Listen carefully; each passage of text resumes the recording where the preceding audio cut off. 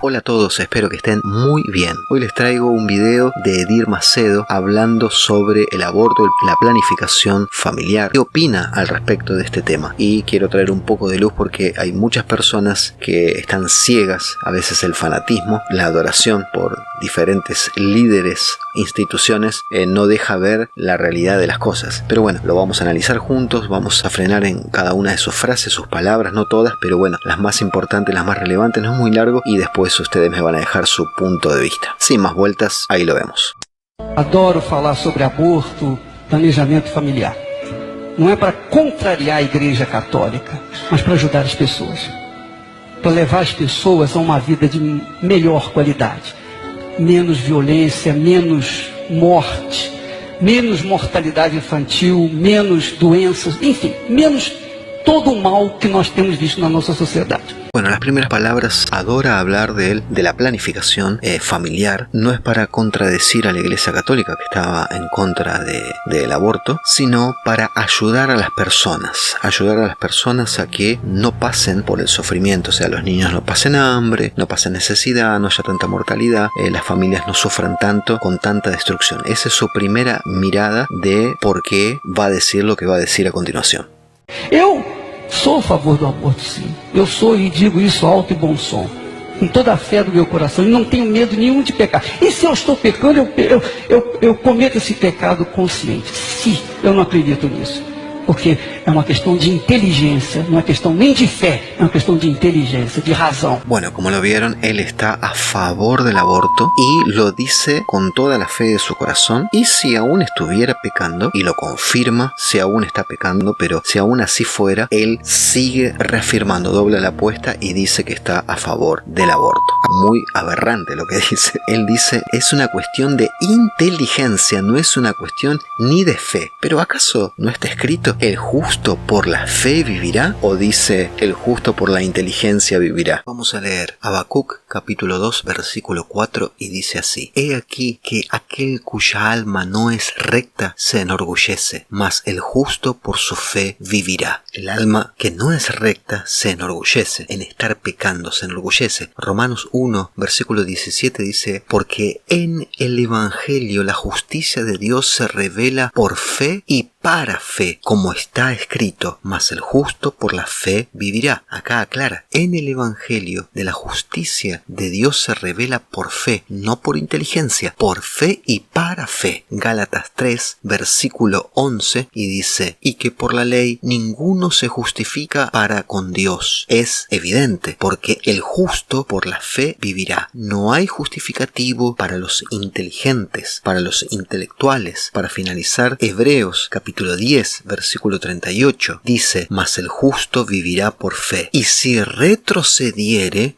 no agradará mi alma. Es fuertísimo en el sentido de que hay muchas personas que hablan de fe, enseñan la fe, entre comillas, se jactan del poder de Dios, pero retroceden, porque cuando uno dice no es una cuestión ni de fe, es una cuestión de inteligencia, está retrocediendo, porque Dios nos manda a vivir por fe, porque así vive el justo. Obvio que tenemos que ser inteligentes, sabios. Si esa inteligencia me hace decir que yo estoy a favor de algo que está en contra de la palabra y en contra de Dios, la verdad que muy inteligente no soy. Estoy siendo muy ignorante de las escrituras y no estoy viviendo por la fe como las sagradas escrituras mandan. Ahora, amigos cristianos que estamos a favor de la vida, ¿en qué cabeza cabe o en qué parte de las escrituras dice que debemos estar a favor de un homicidio, a favor de la muerte, cuando sabemos que está escrito que no matarás? Es uno de los primeros versículos que se me viene a la cabeza. Lo grave de todo esto es que lo que separa al hombre de Dios es el pecado, y él está afirmando que aún si estuviera pecando, sigue estando a favor de la muerte. Entonces, son tantos puntos para analizar. Esto es indefendible. Una persona que predica a Jesús queriendo ayudar, entre comillas, y digo entre comillas porque tenemos tenemos muchos pasajes bíblicos que nos muestran que una buena intención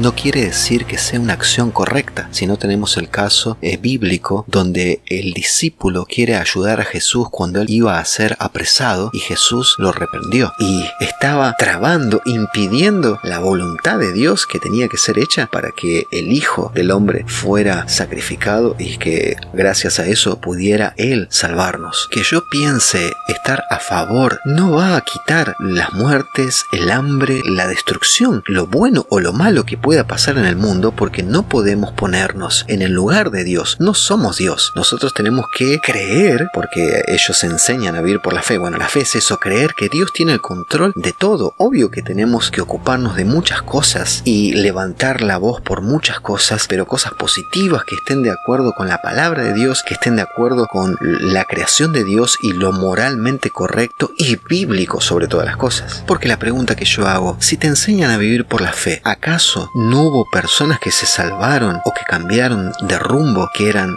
drogadictas, que eran delincuentes, personas que estaban en el pecado, en la destrucción, en la maldad de este mundo y revirtieron su vida? Inclusive familias fueron salvadas, familias fueron transformadas y siguen siéndolo, y si es la voluntad de Dios, así va a ser. Dios salvará muchas vidas, pero nosotros no podemos ponernos en el lugar de Dios por creer que estamos haciendo una buena acción, porque esa acción, si nos lleva al pecado, nos estamos apartando de Dios. ¿Puede un ciego guiar a otro ciego? O sea, ¿puede este hombre llevarte a Cristo cuando en la realidad está profesando estar a favor de pecar? Y no solamente por este pensamiento, porque todos podemos tener un pensamiento ideológico, una forma de ver las cosas, pero sus doctrinas también van muchas veces en contra de las escrituras, como la corriente de la prosperidad y de la conquista, pero ese es otro tema, es para otro video. Sigamos escuchando. Lá em Nova York, depois que foi promovido a lei sobre aborto, a criminalidade diminuiu assustadoramente. Por quê? Porque deixou de nascer criança revoltada.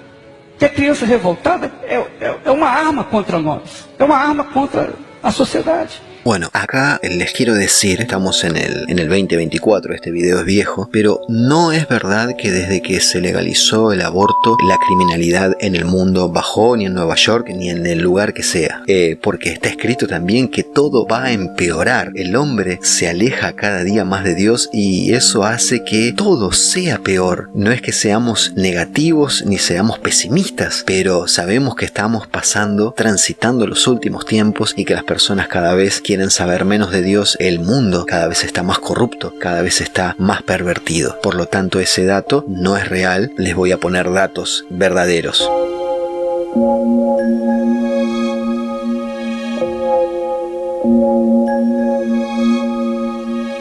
Escuchamos hablar de transformación de vidas, escuchamos hablar de que vas a parar de sufrir, vas a cambiar, todo ese relato, que es un relato mentiroso a la boca de este hombre en este video. Es toda una mentira, porque si tenemos que deshacernos de esas vidas a través del aborto, porque van a ser armas contra nosotros mismos, contra la sociedad, es realmente aberrante, es realmente de una oscuridad profunda. No estoy exagerando, porque ¿dónde está la fe? Todos tenemos la oportunidad de ser transformados. Tenemos que dar esa oportunidad. Ahora, si no le damos la oportunidad de que viva, estamos siendo verdaderamente, así lo voy a decir, asesinos. Mamãe teve 33 filhos. 33. Por causa das dificuldades, ela abortou 16. Sobraram 17. Morreram 10. Ficaram só 7. E nem por isso ela deixou de estar com Deus. Então o aborto não faz diferença. O aborto não faz diferença.